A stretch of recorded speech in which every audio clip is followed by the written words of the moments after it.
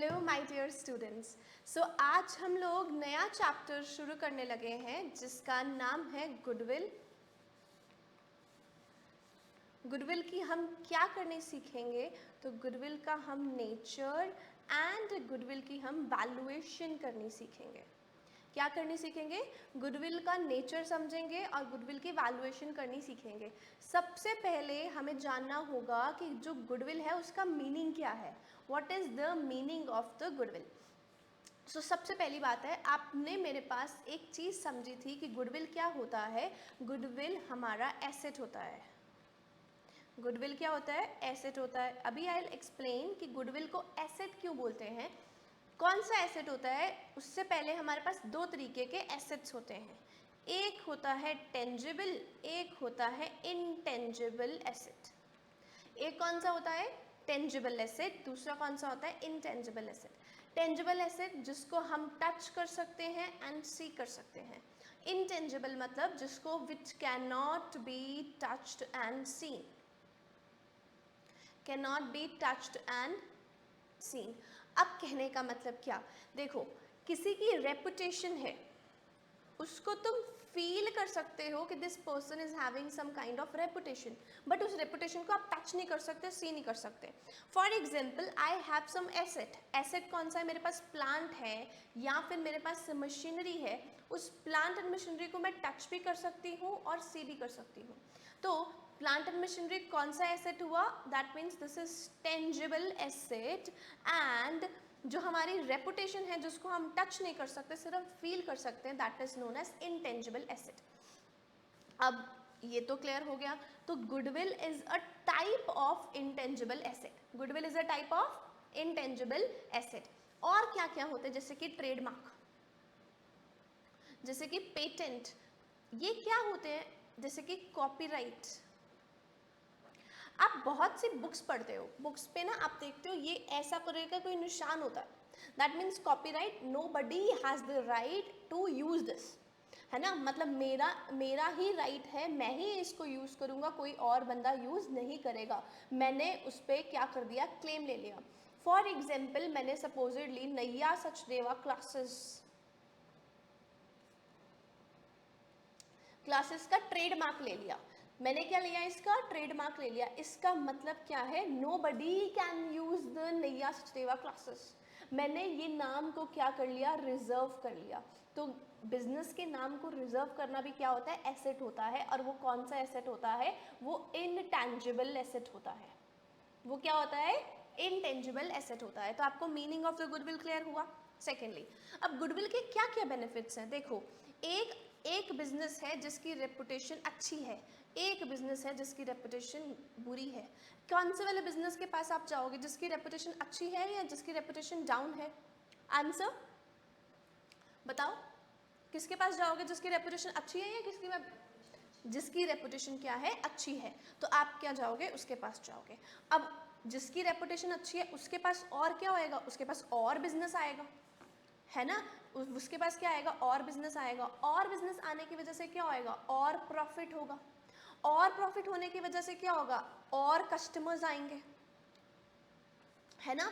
तो ये होते हैं गुडविल के रेपुटेशन कमाने के बेनिफिट्स। सेकेंडली, एक तो मैंने वन ऑफ द रीजन दे दिया कि रेपुटेशन इज देयर। सेकेंडली, अगर आप एक अच्छी लोकेशन पे आपका बिजनेस है तो आपकी गुडविल बनने के चांसेस हैं, या वो वैसी लोकेशन पे जहाँ पे आप बैकवर्ड क्लास पे हो, बैकवर्ड लोकेशन पे हो।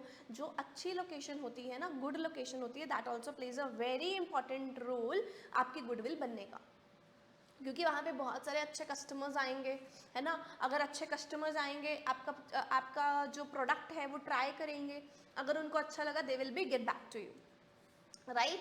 सो गुडविल होना बहुत ही ज़रूरी होता है because it leads to the profit of the company. So goodwill is an intangible asset which places an enterprise at an advantage due to which enterprise is able to earn the high profit without putting the extra efforts. अब supposedly मैंने आपको ये बताया, उसके बाद nature क्या होता है? तो नेचर क्या होता है? इंटेंजिबल एसेट होता है। इसको हम अमोर्टाइज करते हैं, जस्ट लाइक वही एसेट के केस में क्या होता है, बिल्डिंग के केस में क्या होता है, या फिर प्लांट के केस में क्या होता है, या मशीनरी के केस में क्या होता है, हम टेंजिबल एसेट्स को मैंने अभी जो एग्जांपल ली वो कौन से एसेट थे, टेंजिबल एसेट्स थे ना। तो टेंजिबल एसेट्स को हम क्या करते हैं, डेप्रिशिएट करते हैं ओवर द लाइफ, और इनटेंजिबल एसेट्स को हम क्या करते हैं, अमोर्टाइज करते हैं over the period of life. Clear है? अब हम कब कब गुडविल की वैल्यूएशन करते हैं, कब कब क्या करते हैं, गुडविल की वैल्यूएशन कर। सबसे पहली बात है, जब भी आप किसी पार्टनर को एडमिशन देते हो, या फिर एक पार्टनर रिटायर होता है, या फिर एक पार्टनर की डेथ होती है, या फिर हमने बोला there is change in the profit sharing ratio. What is the meaning of profit sharing ratio? पहले हम बात कर रहे थे, हम दो पार्टनर्स, मैं और आप 50-50% की प्रॉफिट्स पे जो है 50-50 परसेंटेज के प्रॉफिट्स पे, प्रॉफिट और लॉसेस इक्वली शेयर करेंगे, डिवाइड करेंगे। फ्यूचर में हमने क्या सोचा, नहीं यार मैं 60 लूंगा तुम 40 लो, है ना। There is change in the profit sharing ratio. Whenever there is change in the profit sharing ratio we need to value the goodwill. तो तुम्हें रीजन पता लगा why we need to calculate the goodwill. So when there is change in the profit sharing ratio, when there is admission, when there is retirement, there is death, जब हम partnership firm ही अपनी बेच देते हैं, ठीक है, आपको 4 ही रीजंस करने की जरूरत है, वही करके चलने हैं। तो उसके बाद आपके पास आते हैं दो तरीके एवरेज प्रॉफिट निकालने में। सबसे पहले हम ये देख लेते हैं, दैट इज लिखा भी हुआ है यहाँ पे। अब हमने क्या करनी है, हमने गुडविल की वैल्यूएशन निकालनी है। Very important valuation, very easy also, valuation of goodwill. हमने क्या करना है, गुडविल की वैल्यूएशन निकालनी है। गुडविल निकालनी है कि वैल्यू कैसे होगी, तो इसको निकालने के होते हैं 3 मेथड्स। एक मेथड होता है जिसका नाम होता है एवरेज मेथड, एक मेथड होता है जिसका नाम होता है सुपर प्रॉफिट मेथड, एक मेथड होता है जिसका नाम होता है कैपिटलाइजेशन मेथड। Capitalization method. अब एवरेज मेथड में क्या होता है, एवरेज मेथड में 2 मेथड्स आते हैं। एक आता है सिंपल एवरेज मेथड, एक आता है वेटेड एवरेज मेथड। एक आता है सिंपल एवरेज मेथड, एक आता है weighted average method. For example मैं बात कर रही हूँ अभी सिंपल एवरेज मेथड की, सिंपल एवरेज मेथड की। तो what is simple average method? For example मैंने बताया 2017, 2018, 2019 में मैंने प्रॉफिट कमाया, और मैंने प्रॉफिट कितना कमाया, मैंने 20,000 प्रॉफिट कमाया। 2018 में मैंने क्या कर लिया, लॉस कमाया, लॉस मैंने नेगेटिव में लिख दिया है, और 2019 में मैंने 30,000 का प्रॉफिट कमाया। तो सिंपल एवरेज मतलब मेरे को क्या करना है, सिंपल एवरेज ही करना है। कितने साल का रिकॉर्ड है ये है 1 साल, 2 साल, 3 साल का रिकॉर्ड है। और सिंपल एवरेज मेथड में हम पता क्या करते हैं,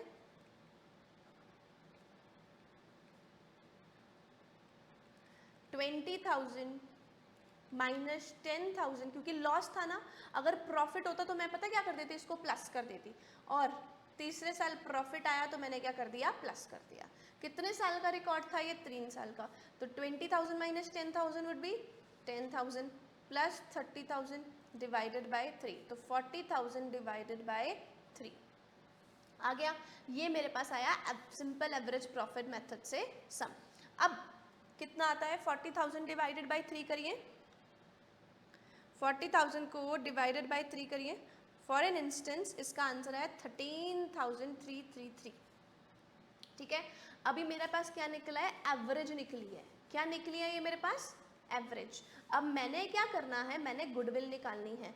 तो गुडविल मैंने कितने सालों की निकाली, मैंने वैसे तो 3 ईयर की निकाली। तो यहाँ पे आपको जितना भी एवरेज आएगा ना, उसको नंबर ऑफ ईयर परचेज के साथ मल्टीप्लाई कर देना। किसके साथ मल्टीप्लाई करोगे, नंबर ऑफ ईयर परचेज के साथ। ये आपको गिवन होगा इन द क्वेश्चन। ठीक है, तो मेरे पास अभी आया था 13,33333। अगर मेरे पास number of year purchase supposedly 2 है तो मैं मल्टीप्लाई कर दूंगी 2 के साथ, तो मेरे पास आंसर आ जाएगा 266666। That is the my value of goodwill, that is my value of goodwill. समझ लगा आपको गुडविल की वैल्यूएशन कैसे निकालेंगे? First method is this. Second method is weighted average method. कौन सा मेथड है, वेटेड एवरेज मेथड। आपको ये क्लियर हुआ? क्लियर हुआ? 2017 में, 2018, 2019 मैंने वही एग्जाम्पल कंटिन्यू कर रही हूँ। पहले साल मैंने प्रॉफिट कमाया, दैट वाज 20। दूसरे साल मेरे को लॉस हो गया, दैट इज -10,000। तीसरे साल मुझे प्रॉफिट हो गया, दैट इज 30,000।